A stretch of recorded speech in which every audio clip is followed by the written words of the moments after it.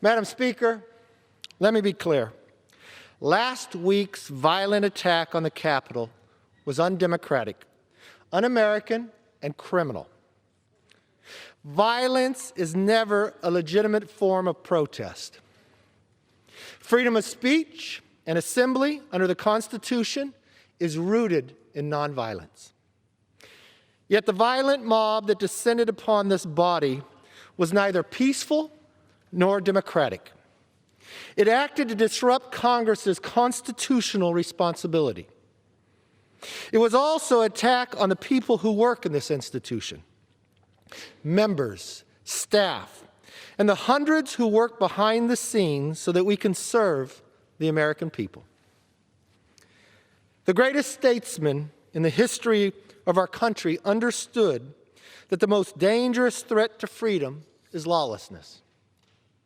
A young lawyer named Abraham Lincoln famously said, "There is no grievance that is a fit object of redress by mob law."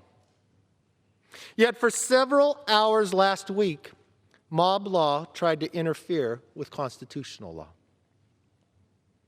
Some say the riots were caused by Antifa. There is absolutely no evidence of that.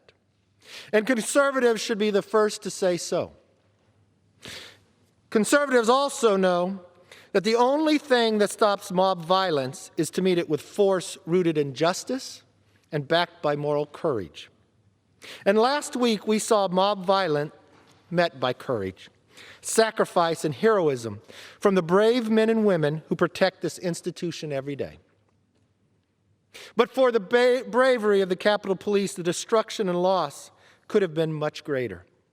We owe them a tremendous debt of gratitude. The loss of Officer Brian Sednick and Officer Howard Lindmegood is tragic and heartbreaking. We mourn their loss, remember their lives, and continue to pray for their families and loved ones. The officers of the Capitol Police deserve our eternal thanks. We will never forget the dangers they faced, the determination they showed, or the sacrifices they made. And make no mistake, those who are responsible for Wednesday's chaos will be brought to justice. Which brings me to today's debate. I believe impeaching the president in such a short time frame would be a mistake. No investigations have been completed. No hearings have been held. What's more, the Senate has confirmed that no trial will begin until after President-elect Biden is sworn in. But here is what a vote to impeach would do. A vote to impeach would further divide this nation. A vote to impeach will further fan the flames of partisan division. Most Americans want neither inaction nor retribution. They want durable, bipartisan justice. That path is still available, but is not the path we are on today. That doesn't mean the president is free from fault. The president bears responsibility for Wednesday's attack on Congress by mob rioters. He should have immediately denounced the mob when he saw what was unfolding. These facts require immediate action by President Trump. Accept his share of responsibility, quell the brewing unrest, and ensure President-elect Biden is able to successfully begin his term. And the president's immediate action also deserves congressional action, which is why I think a fact-finding commission and a censure resolution would be prudent.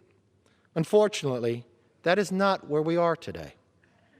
Truly, this past week was one of the most difficult for Congress and our nation. Of all the days here, last Wednesday was the worst day I've ever seen in Congress. Our country is deeply hurt. So where do we go from here? After all the violence and chaos of the last week, is it important to remember that we are still here to deliver a better future for all Americans. It does not matter if you are liberal, moderate, or conservative. All of us must resist the temptation of further polarization. Instead, we must unite once again as Americans. I understand for some, this call for unity may ring hollow. But times like these are when we must remember who we are as Americans and what we as a nation stand for. And as history shows, unity is not an option, it's a necessity. It is as necessary today as it was at the start of our country. I want us all to think back to how John Adams and the Federalist Party handed power over to Thomas Jefferson and his party after the election of 1800. That election, and indeed that era, was one of the most divisive ever. Partisans used every dirty trick in the book. They demonized each other, dismissed reasonable dissent, and described their opponents as seditious. Sound familiar? The election of 1800 could have destroyed our young nation. But instead of breaking us, it helped us bring us together, thereby preserving the world's last best hope of freedom. After a hard-fought battle over the Electoral College and Congress, Adams conceded. And a peaceful transfer of power, the first in American history, took place.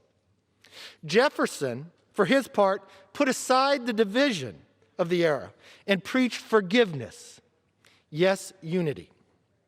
In his first inaugural address, he famously said, "Every difference of opinion is not a difference of principle." Jefferson and Adams did not end every difference of opinion that existed in America, nor did they try.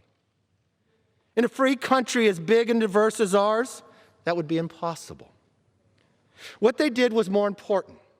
They recognized a deeper unity, a unity rooted in the famous proposition both men helped to write. At a critical moment in history, our founders chose peace, liberty, partnership over tension, division, and partisanship. For the sake of our country, we must make the exact same choice. We have already begun. Last week, despite the lingering shock and amid the windows still broken, we did what all healthy democracies do. We debated and we voted. In this country, we solve our disputes at the ballot box and through debates and votes on the floor of this exact chamber. We did our duty then, and we must do more.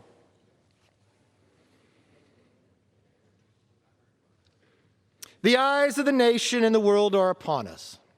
We must seize this opportunity and heal and grow stronger. As leaders, our place in history depends on whether we call on our better angels and refocus our efforts to work directly for the American people. United, we can deliver peace, strength, and prosperity our country desperately needs.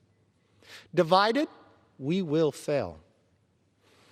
What we saw last week was not the American way. Neither is the continued rhetoric that Joe Biden is not the legitimate president. Let's be clear. Joe Biden will be sworn in as President of the United States in 1 week because he won the election. And the presidency and this Congress will face immediate challenges that must be addressed. I stand ready to assist in that effort with good faith, goodwill, and an open hand. The United States remains exceptional. We remain extraordinary. In the coming weeks and months, we must work together, all of us, to recharge the light of our shining city on the hill. History has shown us a way.